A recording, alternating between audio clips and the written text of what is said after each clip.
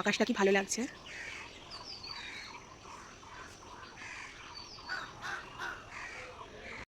Everyone, good morning. কেমন আছো তোমরা সবাই? আশা করছি তোমরা সবাই খুব খুব ভালো আছো, আর আমিও খুব ভালো আছি। তো welcome back to my another blog. দুদিন ধরে তো তোমরা বার্থডের ব্লগ দেখছোই। তো আমার তো ছিল বার্থডে সেলিব্রেশন সানডেতে, সেটাও তোমরা অবশ্যই আশা করি সবাই দেখেছো আর তোমাদের ভালোও লেগেছে।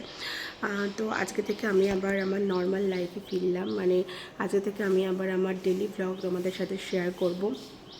তো আজকে হচ্ছে তোমার বুধবার, আর আজকে উঠেছে মানে সে ওয়েদারটা খুব সুন্দর আর কি, ঝলমলে রোদ্দুর উঠেছে।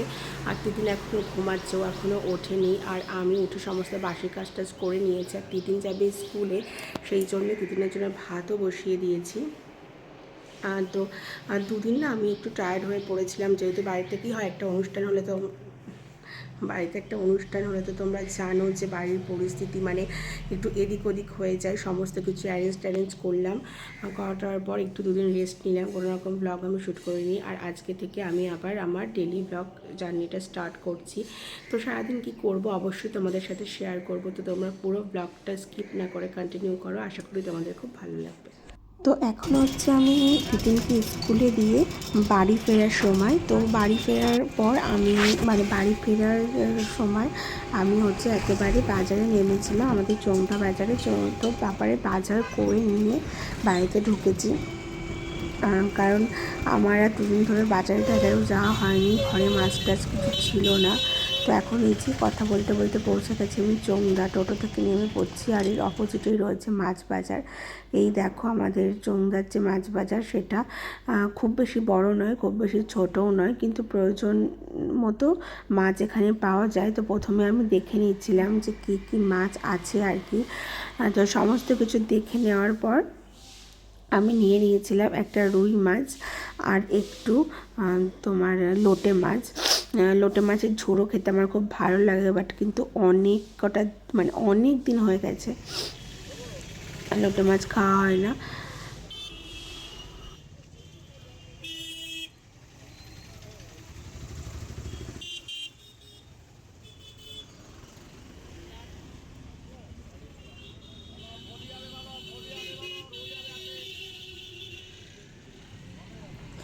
যে এই পাশটায় এই কাকুটার কাছে রয়েছে অনেকগুলো লোটে মাছ, আর লোটে মাছগুলো কিন্তু খুব ফ্রেশও ছিল। তো আমি এই কাকুর কাছ থেকে নিয়ে নিলাম 500 লোটে মাছ, আর এই পাশের কাকুর কাছ থেকে নিয়ে নিয়েছিলাম রুই মাছ। রুই মাছটাও ভালো ছিল, পেটের মধ্যে পুরো ডিম ছিল ভরা। ভাবলাম যে ওই সাইডে আর যাবো না, কাকুর কাছে একটাই ছিল, সব বিক্রি হয়ে গেছিলো। পাশের লোকদের কাছে অনেকগুলো মাছ ছিল, তো ভাবলাম পাশাপাশি দুটো দোকান থেকে নিয়ে নিই, আবার এদিক ওদিক করবো, ওই জন্য আর গেলাম না। এনার কাছ থেকে এই রুই মাছটা নিয়ে নিলাম। তো কাকু এখন হচ্ছে মাছটা ওজন করে নিচ্ছে যে কতটা হয়েছে।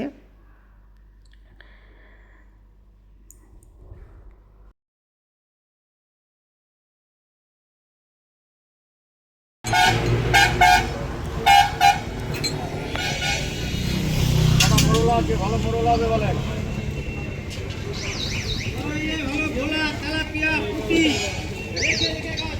শিঙি হবে, দেশি শিঙি হবে, এখন ফলি আছে বলো, দেশি ফলি হবে।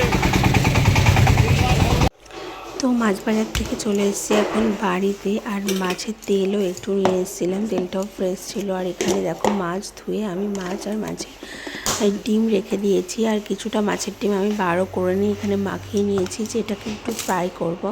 তো এখানে যে আমি মানে তেলও গরম করে নিয়েছি, এবার মাছের মানে ডিমগুলো ভেজে নেব। তো রুই মাছ তো অনেকটাই ছিল, কিছুটা স্টোর করে রাখবো ফ্রিজে, কিছুটা রান্না করব, আর করব এদিকে তোমার মাছের ডিমের বড়া, মাছের তেল ভাজা, আর লোটে মাছের ঝুড়ো। আজকে প্রায় নয় করতে করতে 4 রকম পদ হয়ে গেল করা। মানে কী বলে তো, মাছের ডিমটা না ফ্রেশ খেতেই বেশি ভালো লাগে, তাই ভাবলাম যে অনেকটা ডিম আজকে একটু ফ্রেশ খাই, আর একদিন হচ্ছে ফ্রোজেন করে রাখি, পরে একদিনকে খাবো। তো সেই জন্য তো এখানে আমার মাছের ডিমগুলো ভাজা চলছে,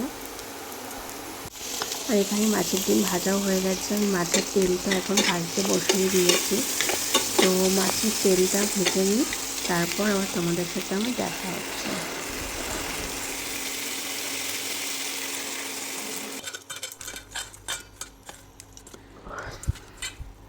তো এখানে আমি দেখো মাছে তেল এই নুন হলুদ মাখিয়ে নিচ্ছি, আর তেলটাও তো গরম বসিয়ে দিয়েছিলাম, আর এখন একে একে মাছগুলো দিয়ে দিচ্ছি। যে এখন হচ্ছে করবো আমি রুই মাছ রান্না। তো এখানে হচ্ছে মাছগুলোকে ভালো করে আমি ভেজে নিচ্ছি, আর আলু দিয়ে করব হচ্ছে তোমার রুই মাছের ঝোল। তো এখন এখানে এসেছি আলুগুলো ধুয়ে নেওয়ার জন্য। তো এই যে আলু ধুয়ে নিয়ে চলে এসেছি। তো করব হচ্ছে এখানে মাছের ঝোল, আর এই তোমার দিদিনের জন্য কিনে এনেছিলাম একটা ডাব, তো সেটাই এখন এখানে রেখে দিলাম। আর রুই মাছের ঝোল হয়ে গেছে। এই মাঝখানে দাদাও এসেছিলো, দাদা আমাকে একটু আম পটল আর দিয়ে গেছে এই যে আঁশফল।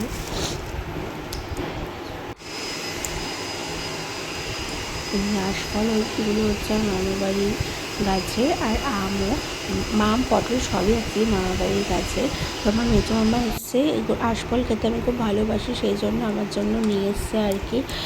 তো যেহেতু আমি বাড়ি যাচ্ছি না, এগুলো নষ্ট হয়ে যাবে, তাই জন্য মা আর কি দাদাকে দিয়ে পাঠিয়ে দিয়েছে। আর এদিকেই দেখো আমার লোটে মাছ ঝোড়োটা প্রায় অনেকটাই হয়ে এসছে।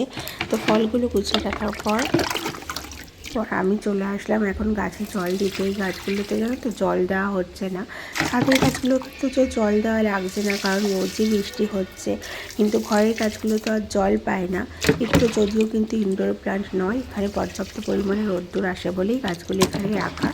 আর এই সাইডে দুটো ইনডোর প্ল্যান্ট, তো ওগুলো ঘরের মধ্যে ছিল, পুরোপুরি তো ইনডোর প্ল্যান্ট বলে কিছু হয় না। তো এদেরকে মাঝে মধ্যে একটু রোদ্দুরে আনতেই হয়, সেই জন্যই আর কি একটু রোদ্দুরে আনা, না হলে তো এই গাছ দুটো হল রুমে থাকো, তোমরা দেখেছো।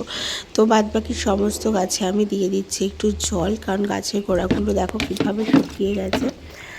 কী বলো তো, কাজে নানা রকম তালে না গাছগুলো টেক কেয়ার করা হচ্ছিল না কদিন। এই জায়গাটাও একটু পরিষ্কার করতে হবে, কদিন এই জায়গাটাও হচ্ছে পরিষ্কার করা হয়নি। তো গাছটা যে জল টল দিয়ে হচ্ছে আমি চলে যাব স্নান করতে। এসছি স্নান করে, এবার রেডি হয়ে যাবো মেয়েকে আনতে। মানে সারাদিন কি বলবো, একা একা তো খুব মাঝে মাঝে মানে ভীষণ ক্লান্ত হয়ে যাই আর কি। তো আসছে ভীষণ সানলাইট, তো আমি চেঞ্জ হয়ে নিই, যাবো মেয়েকে আনতে। তো তোমার ব্লগটা কন্টিনিউ করো। তো ওই স্কুল থেকে এসে তোমাদের সাথে আমার আর দেখা হয়নি, এটা হচ্ছে রাত্রিবেলা। তো আমার মেয়ে হচ্ছে হয়ে গেছে এখন মেকআপ আর্টিস্ট, ও হচ্ছে নিজেকে সাজাতে এখন ব্যস্ত। তো দেখো কীভাবে আর কি আইশ্যাডো বার করেছে, খানিক হচ্ছে হাড়ের সেট টেট পরে নিয়েছে, পরে হচ্ছে লাগাচ্ছে আইশ্যাডো। মানে এইভাবেই আমার মেকআপের জিনিসগুলো সব নষ্ট করছে। ইভেন যদি আমি দূরে কোথাও তুলে রাখি, মানে ওর চোখের বাইরে কোথাও গুছিয়ে রেখে দিই, সেখান থেকে কান্নাকাটি করে মা একটু দাও না দাও না দাও না, আর এমন বিরক্ত করবে, লাস্টে মনে হবে কি দিয়েই দিই। তো এই এখন হচ্ছে লিপস্টিক পরছে। তো দিদিন এখানে মেকআপ করতে থাকুক, আর আজকের ব্লগটা তাহলে এখানেই শেষ করছি। তোমার সবাই ভালো থেকো, সুস্থ।